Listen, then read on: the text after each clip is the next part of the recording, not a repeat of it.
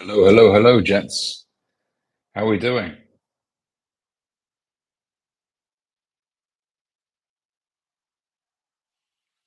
How is everybody's Friday? I thought I'd go live late at night. It's been a while since I did a late night one. Hope everyone is doing splendaciously well on this very beautiful Friday night. One day or day one. That's the title of today's live. What is it going to be for you? One day or day one?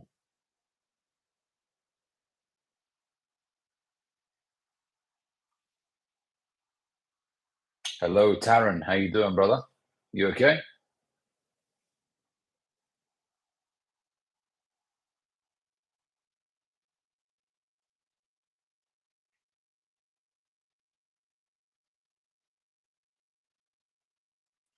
Man, it is hot in here. It's quite a humid day today.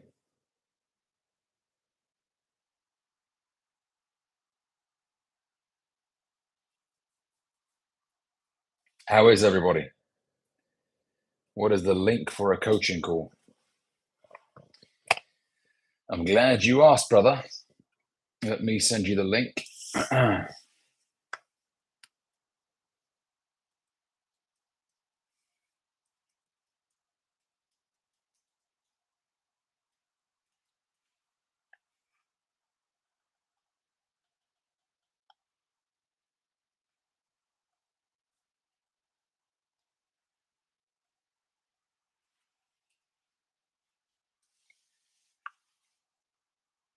Book a time that works and we shall get things going. Guys, I do also offer coaching packages.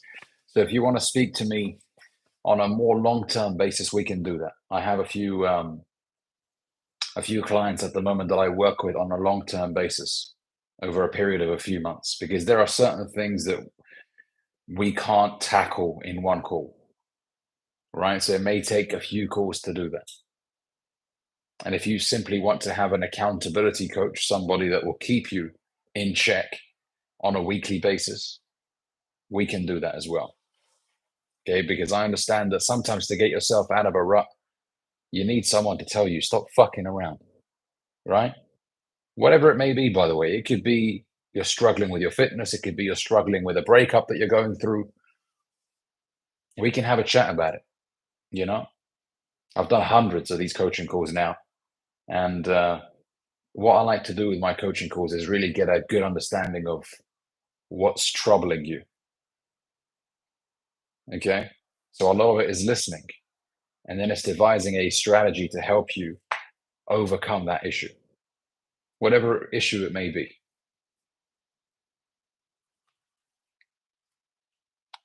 But one day or day one, gents, that's the title of this live.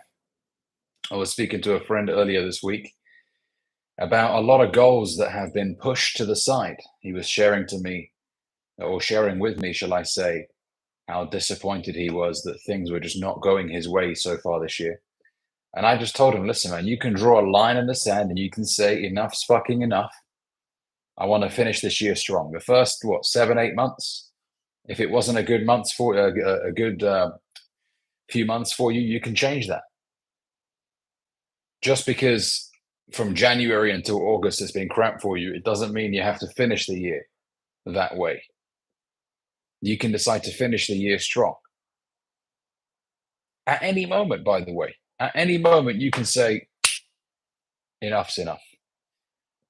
I'm sick of how I've been performing. Sometimes you know why you're fucking up. Sometimes you know why, right? You're not working hard enough. You're being lazy. You're procrastinating. You're just socializing too much. You're treating yourself too much. Sometimes that's what it is, gents. Let's just keep it real.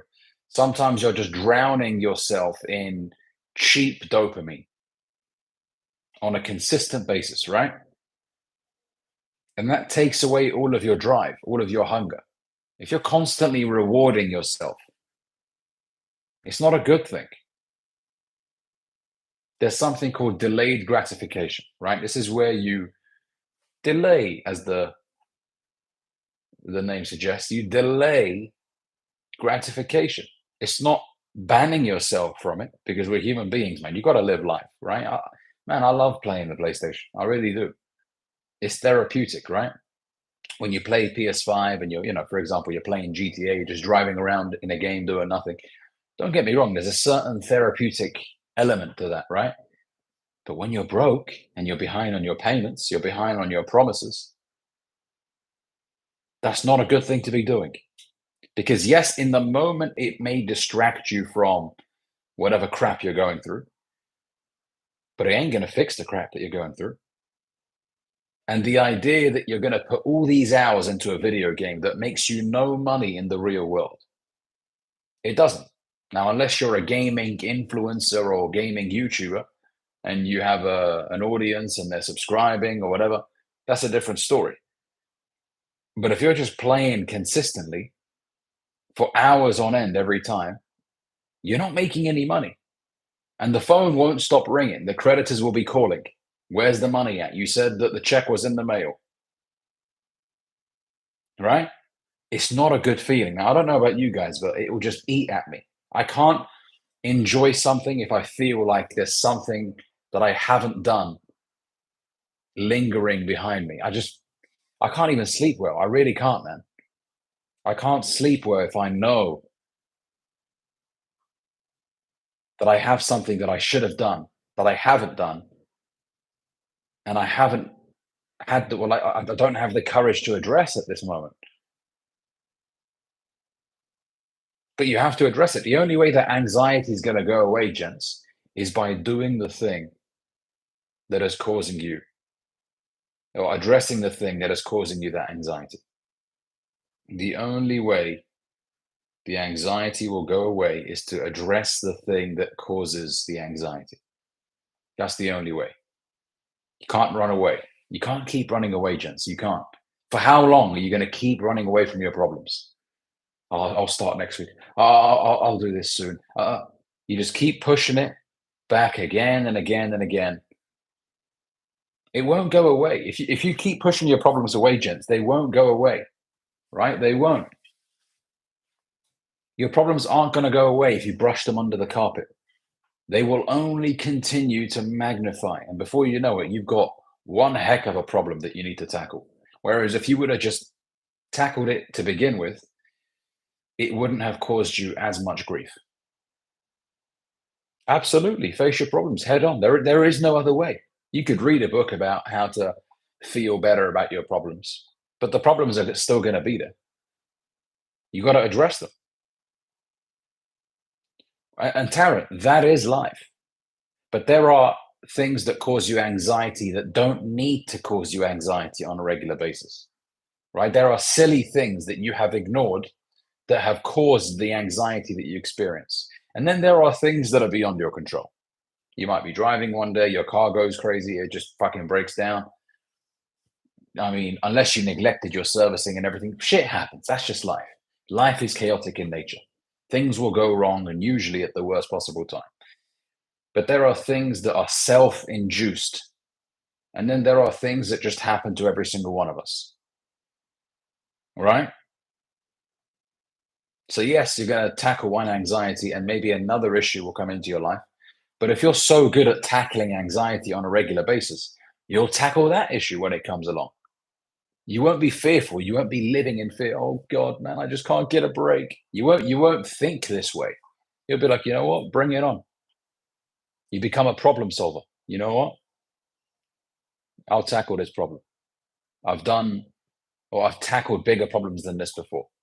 This is why you need to prove to yourself that you can tackle problems because it gives you that confidence going forward. You know what? There's a saying, right, which I've shared before on the channel. You have survived 100% of your bad days. Some of the biggest issues that you've had in your life, you've gone through. You're on the other side. So if you can overcome those issues, you can overcome other issues that come your way. I think what I'm getting at is life is not really a smooth road ever. Well, that's exactly what I said. Life is chaotic in nature. Things will go wrong. But that doesn't mean that we just, you know what, just fuck it. There's nothing I can do and just sit there and really be sad all the time. No. As J. Cole says, right? There's beauty in the struggle. And there is. If you got handed everything since the day you were born, it wouldn't feel the same. It wouldn't. But when you struggle and struggle and struggle and struggle and then get a win, and then struggle and struggle and then get another win, and then struggle and get another win, and then another win, and then another win, man, it's a euphoric feeling. And you will cherish the victory so much more than if you were just handed everything on a silver platter since the day you were born.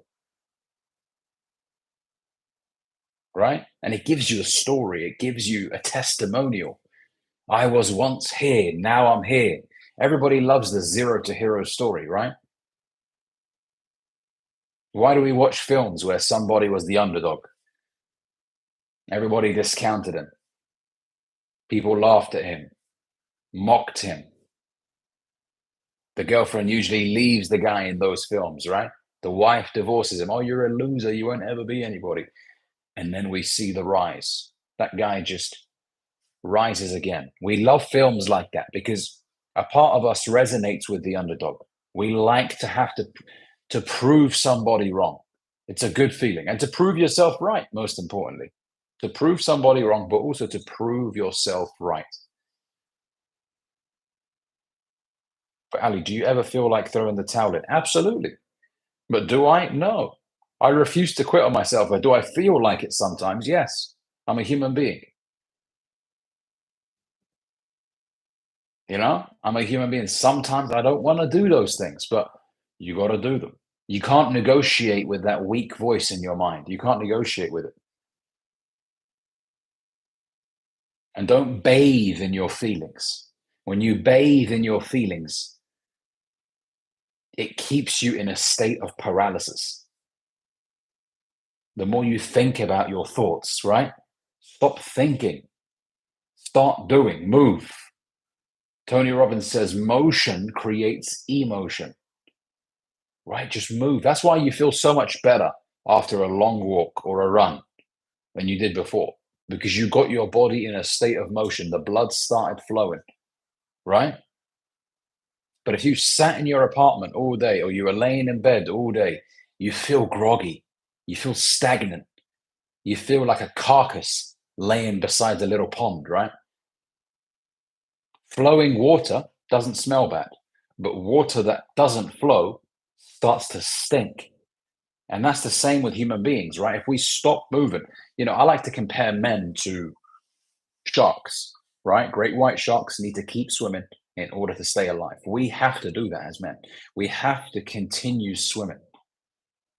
As Dory once said in Finding Nemo, just keep swimming, right? I don't know if you guys ever saw that film.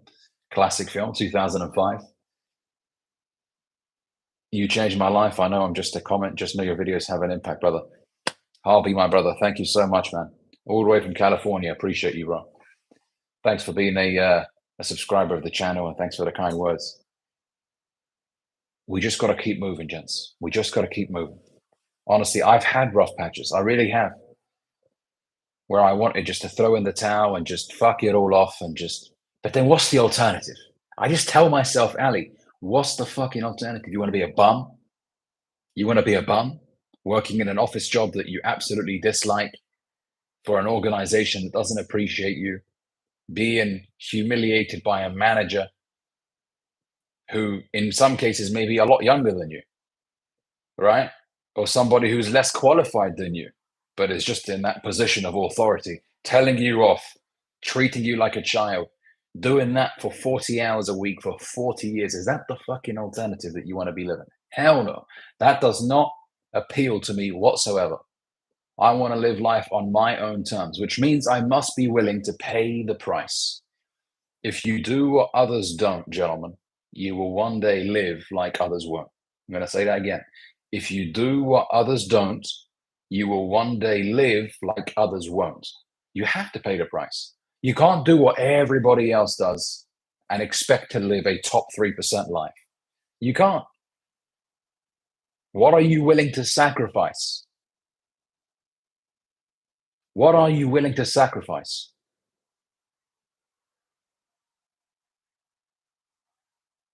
No one's telling you to be miserable and hustle for the rest of your life. But man, there's a period of time where you got to lock in, where you got to put the blinders on. You got to stop looking left or stop looking right. Choose something to master and tell yourself, I'm going to give this fucking 7 years. I'm going to go all in on this. I'm going to give it absolutely everything in my power. I'm not going to have a plan B. If anything, plan B is another way to make plan A work. I'm just going to go all in. One of the biggest issues today is that men are crippled with shiny object syndrome. They're constantly looking about what their friend is doing, what side hustle he's doing. Oh yeah, he's doing dropshipping. Oh yeah, he's doing trading. Oh yeah, he's doing, and they just switch constantly. You can't master anything if you keep doing that. If somebody gets into an elevator with you and they ask you, so what do you do? It's not a good look if you say, I'm a dropshipper, I'm a trader, I'm a social media manager, I'm this and that. No one's going to take you seriously if you list 10 things. You want to be a specialist. You want to say, for example, I construct apartment blocks. That's it. Now, you might have other things that you do very well, but you want that guy to walk away saying, you know what, if I ever needed to get into business with this guy, he's the guy to go to for constructing apartment buildings, residential units, right? Whatever it may be. Now, once you become a multi-millionaire, you become really successful, you can then pay people to do things for you, but still you want to be a specialist. Not, oh yeah, well, I'm looking at Bitcoin and then I'm also doing drop shipping on the side. And no, it just doesn't sound good when you say that. On the side, I'm doing, forget the side. What's on the main plate here for a second? When you go to a restaurant, you're not excited about sides. You go in there thinking of the main meal. Of course, you get sides with it, but what's your main meal? What are you known for?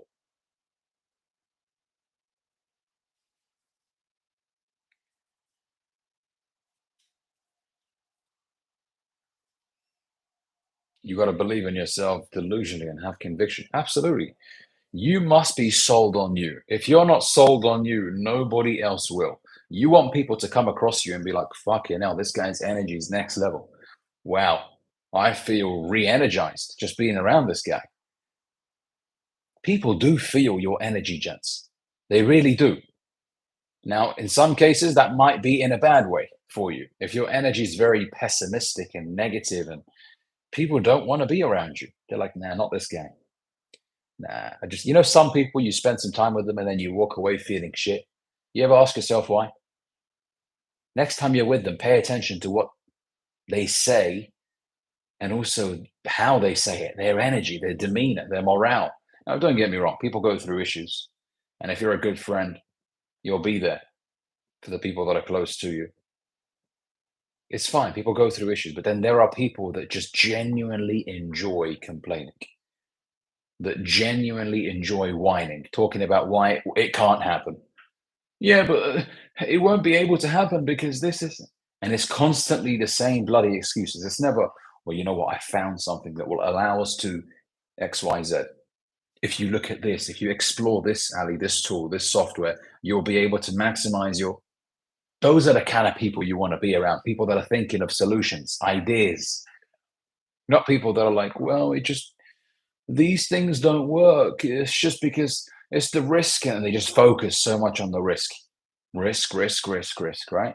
The biggest risk is taking no risk. That is the biggest risk.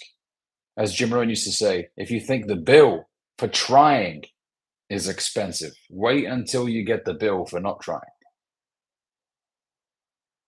The late great Jim Rohn had some bangers. He said, if you think the bill for trying is expensive, wait until they hand you the bill for not trying. That is the real tragedy in life, is to think that you'll lose more trying. No, you lose more never having tried. And what you lose isn't just opportunities in terms of financial opportunities, but you lose respect for yourself. You really do. You really do, man. Decades later, you'll be sat in a room thinking, I could have had a totally different reality for myself right now had I locked in my 20s, in my 30s. And now I live a fucking average life. And it saddens me when I see people in their late 50s and 60s, or I would say late 60s, having to work still. It saddens me. It really does. And if your parents are working in their late 60s, you must endeavor as much as you can to step up to the plate to make their life easier. You know, in my books, nobody should be working towards the end of their 60s, early 70s. This life is very short. It really is, man. It's so short. In the grand scheme of things, we're here for a very, very short period of time. Very short period of time. So we must do absolutely everything in our power to ensure that the time that we are alive, we give it our best. We leave the biggest impact. It's not about driving a Bugatti and living in a mansion. I mean, all of those things are wonderful things. If you can do them, that's fantastic. But it's about making sure you become the best version of yourself whilst you're on this planet. You do everything in your power to become the most knowledgeable, the strongest physically, the most connected spiritually that you can be, the best father, the best brother, the best husband. You want to absolutely maximize every aspect of your life. Leave no stone unturned, as I like to say.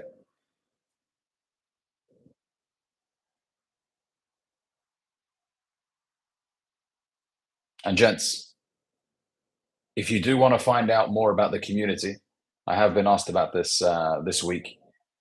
I will post the link to the community as well in the in the chat here. I will soon be making it annual only, so you can only join with an annual membership.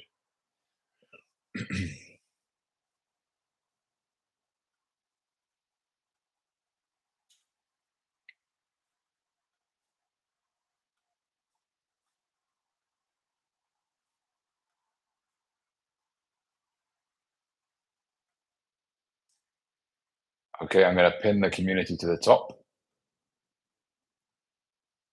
If you are a serious student and you want to immerse yourself in an environment of people that are high performers, people that are seeking growth in every aspect of their lives, do click on the link for the school community. I've just pinned that to the top. We have some incredible people in the community already. People that own luxury clothing lines, suit collections, people that work in AI, people that run drop shipping businesses, and the community is so welcoming and loving. I met a lot of the guys here in the UK a couple months back, and I also met some of the community members in Morocco when I was there a few weeks ago. So we have members globally. We're arranging a team meetup in Morocco again very soon, and also in Dubai, which I'm looking to potentially do towards the end of the year. So we're going to have a team, a top 3% meetup in Dubai.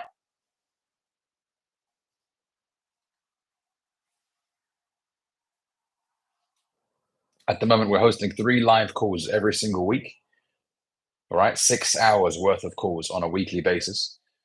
And of course, the connections that you make inside the group as well. A lot of the guys communicate outside of the group.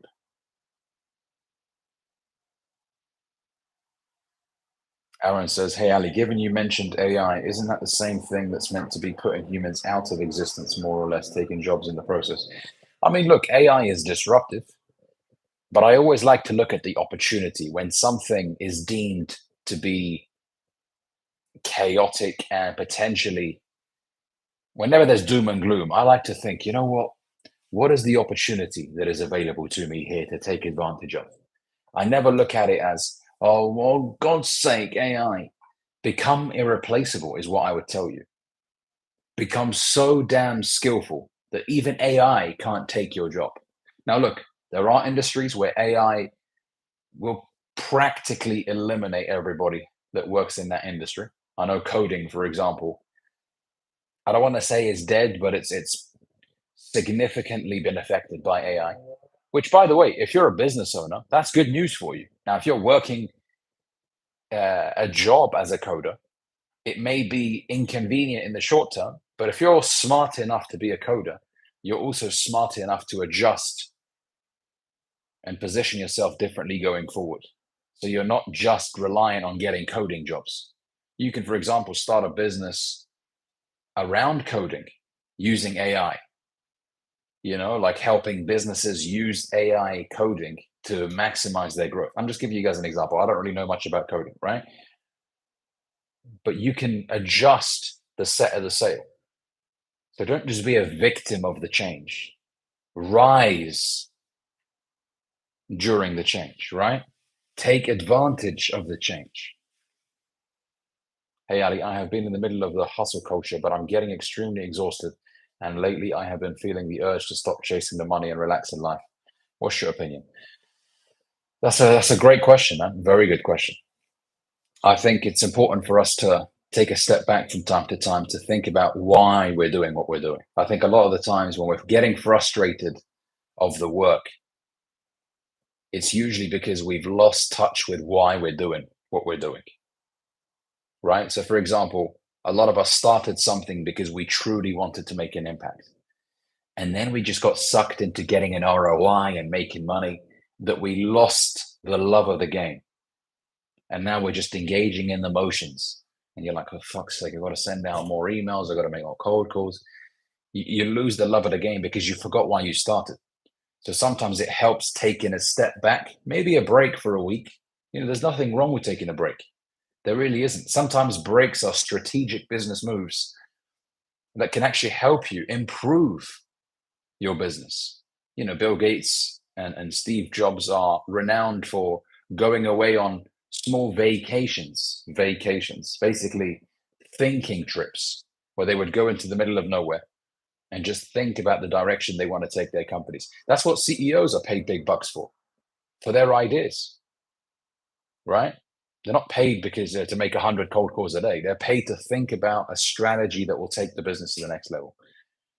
Now, it's not as simple as that. Obviously, you've got to have some business knowledge, but in essence, that's what it is, right? So take a step back and just evaluate why am I doing this? What is really the main reason here? Of course, we all want to get nice things. We want to buy nice cars and watches and all those things. But what's the underlying reason? Is it because I want to, for example, if you have a clothing company, I want my clothing to be something that is memorable for people. I want them to look back at their wedding pictures and see the suit that I made for them in their wedding pictures. I want it to be something that's unforgettable. Get back to the core reason, not just, well, I want to make some money, ROI, you know? Ali, there seems to be a growing theme of racism in the UK. I've been distancing myself from social media as it's starting to get toxic. Have you experienced this shift? Salim, it's actually a very good point that you mentioned here because I was speaking to a friend about this week. The energy currently in the UK is not particularly positive. I will say this, and I think a lot of this is orchestrated across Europe. They are creating scapegoats, and usually the scapegoats are immigrants. Oh, see, all of your problems are because of the immigrants. So the government's doing all these things to rile people up, to get them angry. And then they point the finger, well, look at those immigrants. Now, don't get me wrong. I don't believe that illegal immigration is a good thing. I don't. Whichever country it is, whether it's illegal immigrants coming into Saudi Arabia, coming into the UK, coming into Algeria, coming into Spain, I think immigration needs to be done in a positive way. But it's so easy to point the finger at people that look different to you and say, oh, it's because of them that we're not doing so well, right? And so, yeah, if you look at Twitter now and you look at a lot of these social media platforms, there is a lot of, I would say, negativity that stems from ignorance. That's often where it stems from.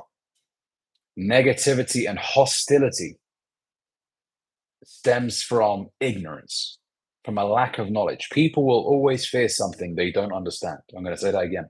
People will always fear something they don't understand. So if somebody, for example, looks at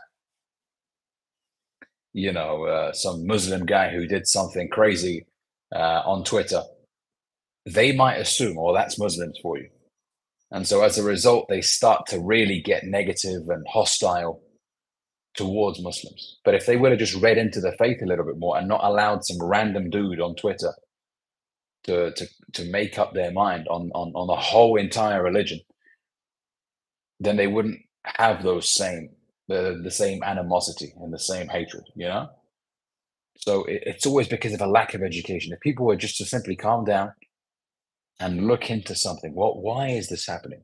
Is this the religion, or is this just a single act that has taken place? Let me dig deeper into this, right?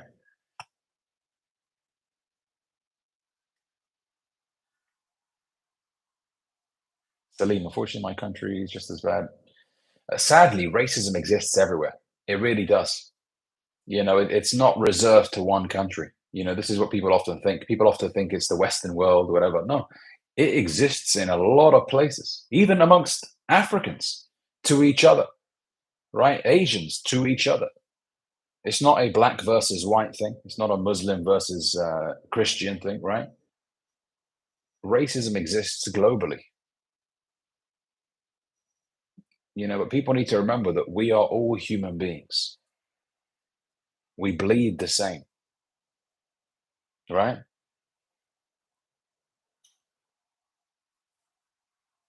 I have some fake friends. One of them left me for a girl and lost me $100 and is trying to use me. Any advice? Don't let him use you. You know, some people, you got to remember, gents, not every person that you lose is a loss. I'm going to say that again. Not every person that you lose is a loss. That $100, it might sound like a lot to you right now. It may feel like a lot of money to you, but you've paid $100 to get rid of this person from your life. You know what? Good riddance. I don't want anything to do with this person anymore. A lot of you guys, you need to start removing access to some people. Stop giving them access to you. If they're being negative, if they're being disrespectful, disappear from their lives. Give them the gift of your absence. Even the book 48 Laws of Power talks about how absence increases honor and respect. Some of you guys, because you're so available, you're always there, people take you for granted. They do. And sometimes it's because you didn't check them when they disrespected you for the first time. You thought they were joking with you and you were like, and you laughed along. And now they feel like, well, I can just take the piss out of this guy. What a weak, pathetic loser. He doesn't stand up for himself.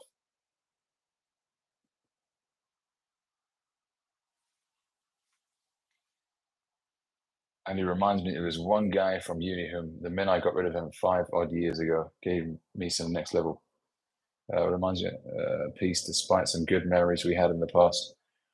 Well, yeah, I mean, look, how you feel around a person really dictates whether or not they should be in your life. Like if somebody makes you feel uncomfortable, uneasy, for example, they have a really stupid mindset when it comes to women. They're very derogatory. They're very teenage like almost. For example, I don't have any friends that disrespect women. I don't want to be around people like that. As a man with sisters, right? And if I meet a guy who's in a relationship and he badmouths his wife to me, I can't be friends with a guy like that. It's slimy. It's dishonorable. How are you disrespecting your wife when she's not around? How are you feeling comfortable doing that? What kind of a man are you? There's something called guarding the family secrets. There's something called having, in Arabic, we call it hashuma, right? Don't be ratting out your personal information to people. Have some class. Like people shouldn't know anything about your family. They shouldn't. Exactly. Airing dirty laundry. That's what I was looking to say, right? A private life is a happy life. But if a guy starts gossiping about his girlfriend to me, oh man, that bitch, oh man, I see him as a child. I don't see him as a man. Now, you can talk about, for example, going through a rough patch. You can open up to your boys, right? But you can do so in a way that doesn't disrespect the person that you're with. You can. You can just say, you know what, man, perhaps I'm not seeing it from her perspective. I just feel that perhaps, she's angry at me because of something I've done. Could you help me really understand maybe what I'm going through here? You can still communicate that in a classy way. But when you're trashing your partner to somebody else, or you're talking about her in a sexual way, that I've never understood that. Guys that will really sexually talk about their girlfriend to other guys. Oh man, she has the this, the tightest this, and it's like, mate, you want other men to imagine your girl and her private parts. Like, come on, man. Where's the class in that? Yes, my brother Dan, how you doing?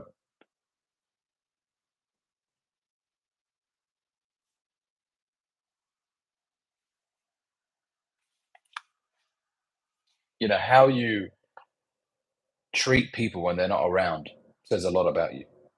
It really does. It really does. I never want people to think, well, I can't trust Ali because he'll go out and talk about my business or whatever. Hell no.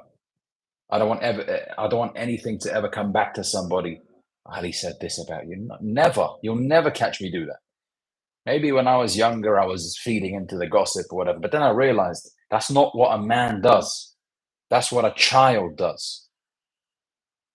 A man doesn't communicate this way. A man handles himself with class and integrity. Even if you break up with a girl that did the most amount of disrespect to you, you don't go on social media and start writing a nasty post, or you don't go and trash her to her friends. You walk away. You give her the gift of your absence, never to be seen again, disappearing, vanishing. And oftentimes, when you do that, people reflect, you know what? Maybe I was a prick. But if you go out and you start to be hostile and angry, and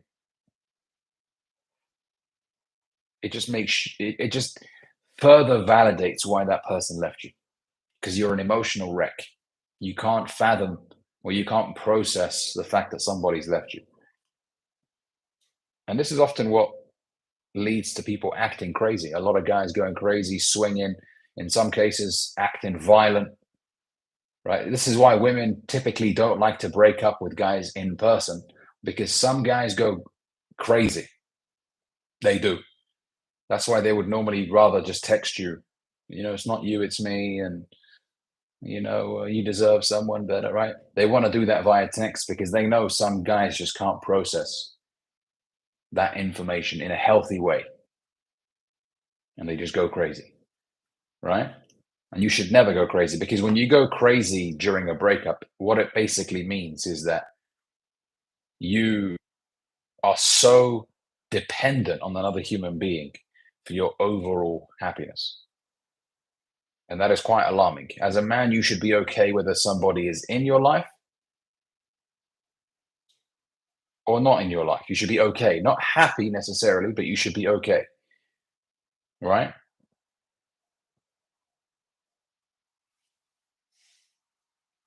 Club World Cup win. I'm a Manchester United fan. We haven't won the Club World Cup since like 2008, my friend.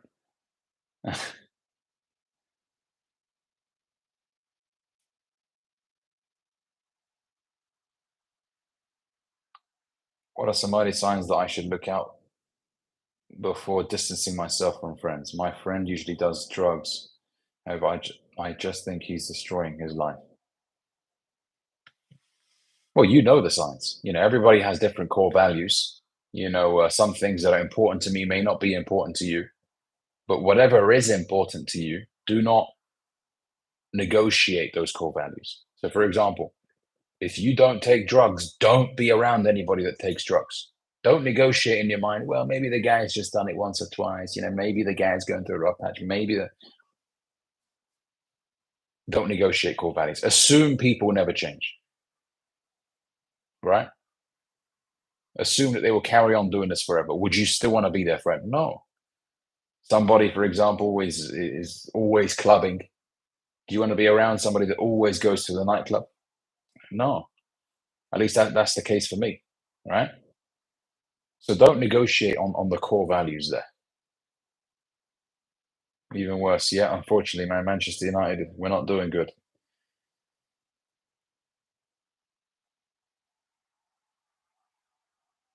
But yeah, gents, I just wanted to hop on here very quickly. Like I said, if you want to take a look at the school community, the link is in the top.